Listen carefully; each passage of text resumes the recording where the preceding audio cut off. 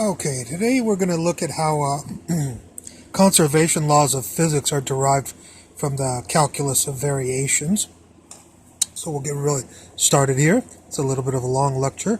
This is the Euler-Lagrange equation of the calculus of variations to minimize a function f, the integral of the function f, and we'd like to minimize the integral. We assume that function f is a function of x, y, and y prime. What we're going to do is define a new function called a Lagrangian, and it will be a function of t, x, and x dot, or it's like x dot is the time derivative of x, so it's dx dt. So I just want you to notice the similarities between these relationships, that x was replaced with t, y was replaced with x, and y prime was replaced with x dot. And what we're going to do is rewrite the Euler-Lagrange formula with these variables in mind. So in for the y, we'll put in x, and we'll have the L sub, the partial derivative of L with respect to x, minus, in for the x right here, we'll put a t, in for the x we put a t, so we put a dx dt, d dt here. This is also an L, I'm sorry, it's kind of ugly, but that's an L. And there's the function right there. Here, the function is the derivative with respect to y prime, and if for y prime, we need to put x dot right there. So instead of f y prime, we'll put L sub x dot, or the time derivative with respect to x, and there's the equals 0 right here. So we've transformed this normal Euler-Lagrange formula of x, y, and y prime into a new formula as a function of t, assuming this a new function L, which we will call Lagrangian in just a second, is a function of time, a position x, and the time derivative of x the derivative of x with respect to time. So this is our Euler-Lagrange equation of calculus of variations for this function right here. Now we will define L as Lagrangian, and that is in physics, it's the kinetic energy minus the potential energy of a system. We'll do an example of a spring, and of course the kinetic energy of a spring mass is 1/2 mv squared. X dot is the velocity, and the potential energy is 1/2 kx squared for a spring mass. Well, we're going to go ahead and take these derivatives, these partial derivatives.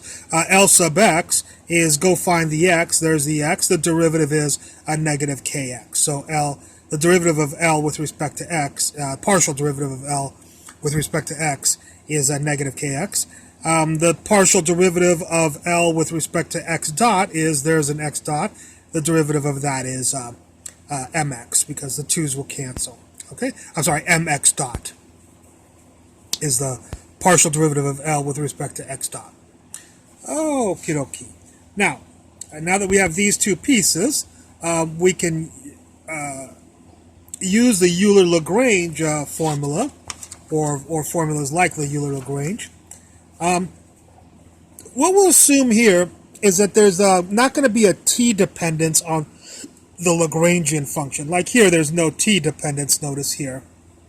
And if there's no t dependence in the Lagrangian function, or the function to be minimized with the calculus of variations, or the integral of the function that is to be minimized with the calculus of variations, then we can use Beltrami's equation, which I've already adapted to our Lagrangian function right here.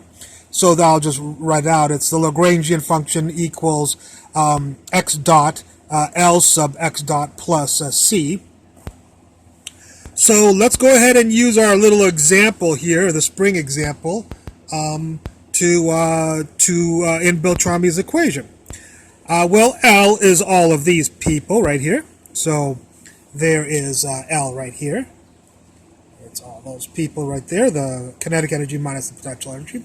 X dot is x dot right here. Lx dot, we already said for the spring, is mx dot. So we have mx dot for x dot, and plus and a c right there. And what we notice here, if we do a little bit of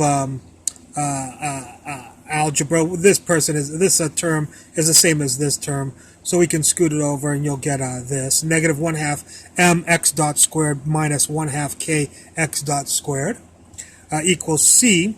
Of course, this, if you pull out the negative, it's kinetic energy plus potential energy equals some constant, or the kinetic energy plus the potential energy, of course, is the total energy.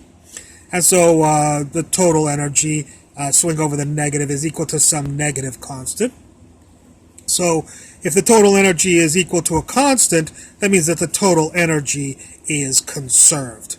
So what we say is, since we assume no time dependence of time in the Lagrangian function, that energy will be conserved when there is no t dependence on your Lagrangian function.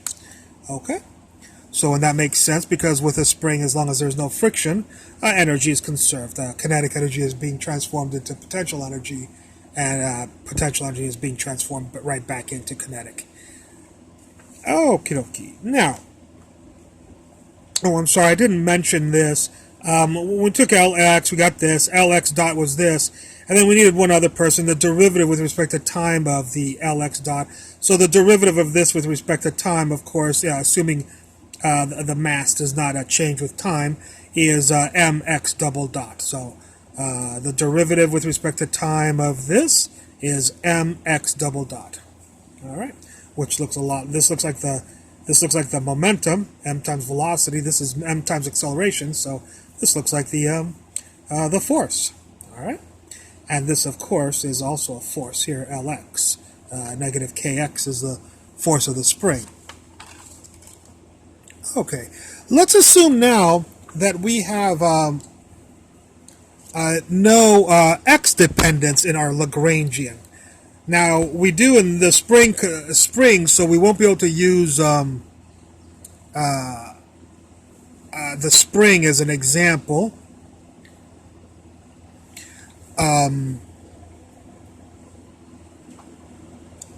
And so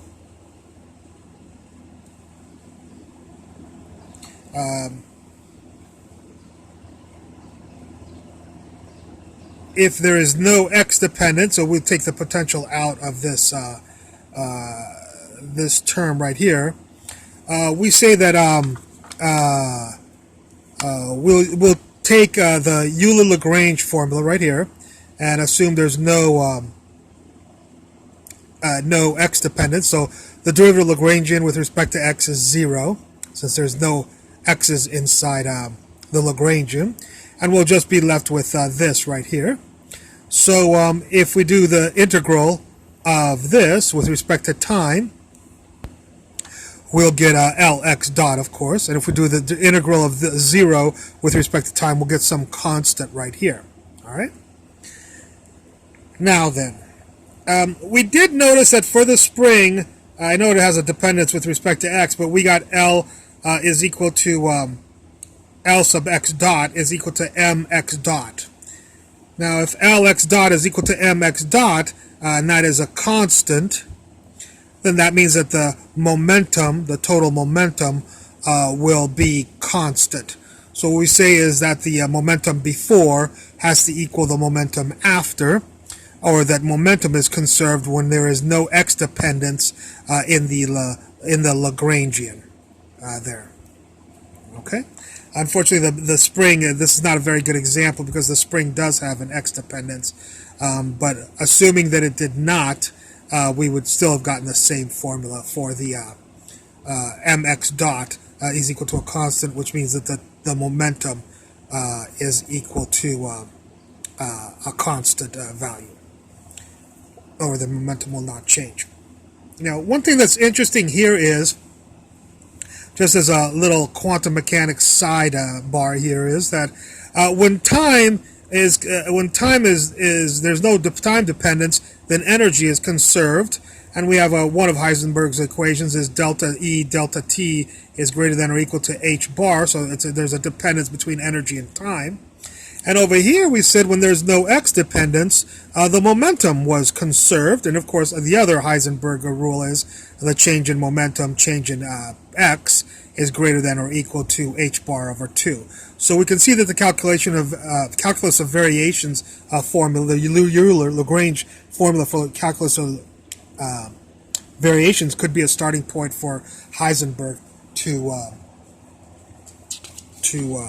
generate his uncertainty principles. Let's take a quick look at if there is no x and no t dependence. Then we'll just, if there's no x dependence, we already had this formula before, Lx dot is equal to some constant, and we can integrate both sides of that. Lx dot will be, this is the partial of L with respect to x dot, so the integral will be, of course, x dot plus some constant plus some other constant, right there. It's just a separable partial differential equation. If there's no t dependence, we already did that problem. That was L equals x dot Lx dot plus some constant g. So do we know who L is? Yeah, L is this, so we'll put those people in here and get this. And x dot is right there. And Lx dot is the c right here, which we'll have right here, c, plus, and then the g right here. And the x dot c and the x dot c will cancel. We'll get d equals g. So both these sides will be equal, which will only be possible if x dot itself is a constant right here. And x dot, of course, is the velocity, and if the velocity is constant, then we say that the velocity is conserved when there is no x or t dependence on the Lagrangian. All right, let's discuss one more thing, and that is the principle of least action.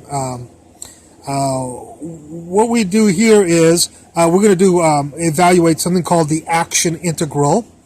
And the action integral in physics is defined as the integral of the Lagrangian, which could be a function of t, x, and x dot, dt, from t initial to t final.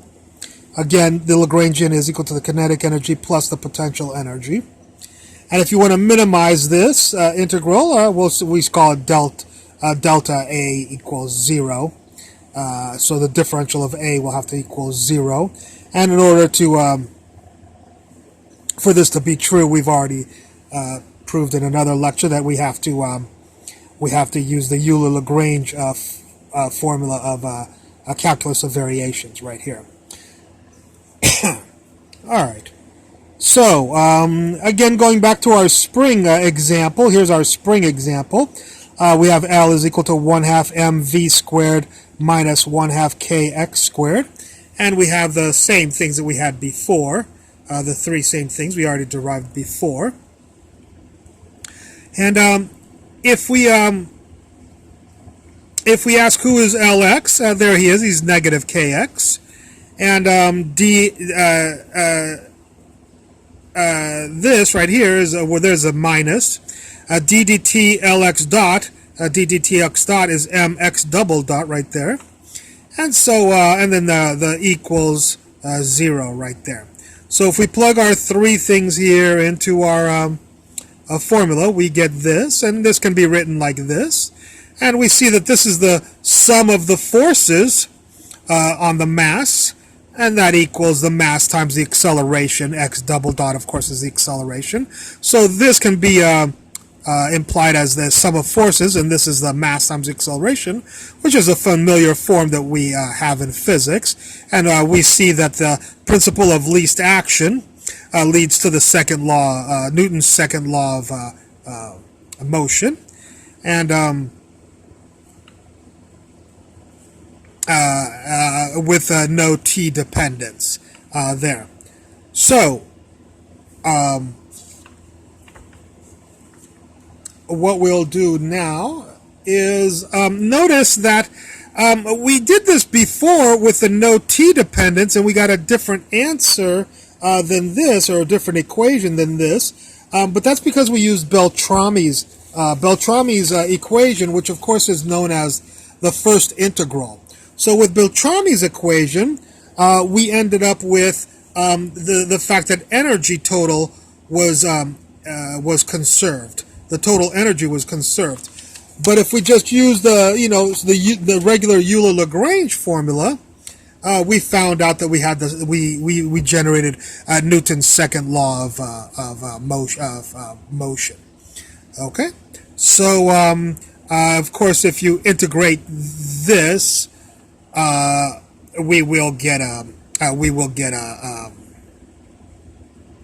the same answer as we did for Beltrami's, namely the energy equation. All right. Okay. Well, I hope you enjoyed this lecture, and I look forward to any comments at the bottom. Thank you very much.